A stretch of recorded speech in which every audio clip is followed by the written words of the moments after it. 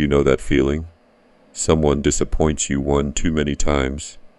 The excuses pile up, the energy shifts, the respect disappears, and suddenly, it's like a switch flips inside you. No dramatic goodbye, no begging, no second chances. You just disappear, and people call you cold. Why do you cut people off so easily? Maybe you've even asked yourself that question at 2 a.m., staring at the ceiling, wondering if something is wrong with you, if you're too harsh, too detached, too difficult to love. But what if the thing you're ashamed of is actually proof of a mindset most people never develop? Because sometimes cutting people off isn't emotional weakness, it's psychological standards. And if you do this often, you might have a high-level mindset trait most people misunderstand. Here's what nobody tells you. People who cut others off easily often have what psychologists call high self-concept clarity, meaning you know who you are, you know what drains you, you know what violates your values. And once someone repeatedly crosses those boundaries, your brain stops negotiating.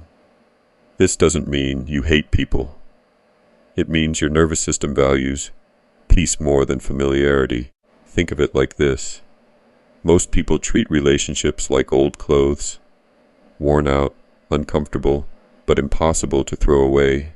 You treat relationships like investments. If something keeps draining emotional energy without growth, trust, or respect, you stop funding it. That's not cruelty. That's psychological survival. Society teaches you something dangerous. Keep people no matter what. Loyalty means staying. Forgive endlessly. Good people tolerate more. So you grow up believing that letting go makes you selfish. But think about that for a second. Would you keep drinking poisoned water just because the bottle looked familiar? Of course not. Yet people expect you to stay loyal to disrespect, manipulation, inconsistency, and emotional chaos just because history exists. That's the old world mindset, the new reality. Your emotional environment shapes your future. Psychologists call this social contagion theory. The idea that emotions, habits, and behaviors spread through relationships. Spend enough time around negativity, and eventually, it starts sounding like your own thoughts. Your instincts to leave toxic dynamics. That might not be avoidance. That might be intelligence. Here's where it gets fascinating. People who cut others off quickly often score high in something called selective emotional investment. You don't attach lightly. But once trust breaks repeatedly, your brain updates the data fast. It's like having an emotional risk detector. Imagine two people walking through a forest. One ignores warning signs because they don't want to seem rude. The other notices broken branches, strange sounds, danger patterns, and changes direction immediately. Who survives longer? Psychologically, your brain may be doing the same thing. There's a reason highly focused entrepreneurs, elite athletes, and emotionally resilient people often become ruthless about access to their energy. They understand one truth. Every relationship costs bandwidth, and protecting attention is protecting your future. That's cross-pollination psychology, the same skill that helps someone leave bad friendships, helps them leave bad jobs, toxic environments, and limiting identities. But here's the trap. Sometimes, people with this trait confuse discernment with avoidance. And this part matters. Cutting people off too fast can become emotional self-protection disguised as standards. You tell yourself, they disappointed me, they changed, they crossed the line. But secretly, you're afraid of vulnerability. So here's the framework, the 3-strike boundary rule. Strike 1, observe. People make mistakes. Strike 2, communicate. Say what bothered you clearly.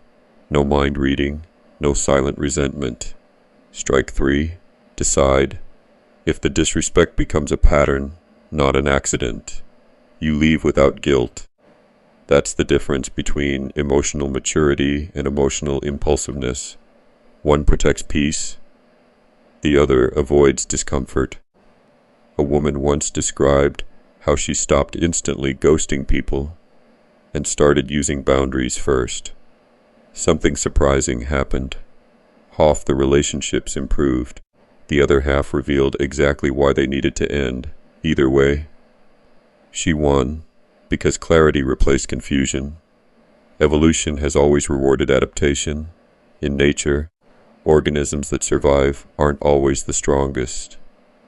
They're the ones that stop staying in dangerous environments too long. Your ability to detach, it might be emotional evolution, because in a world full of distractions, manipulation, fake loyalty, and constant emotional noise, the people who protect their peace become mentally stronger.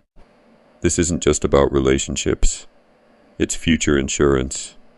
You become harder to manipulate, harder to guilt trip, harder to emotionally drain, and suddenly, your flaw becomes your advantage. You stop begging for connection. You start choosing alignment. So stop apologizing for protecting your energy. Stop feeling guilty for outgrowing people. And stop assuming distance makes you heartless. Sometimes it means you finally learned self-respect. You're not broken. You're built differently. The question is, do you cut people off because you're protecting your peace, or because you're protecting your wounds?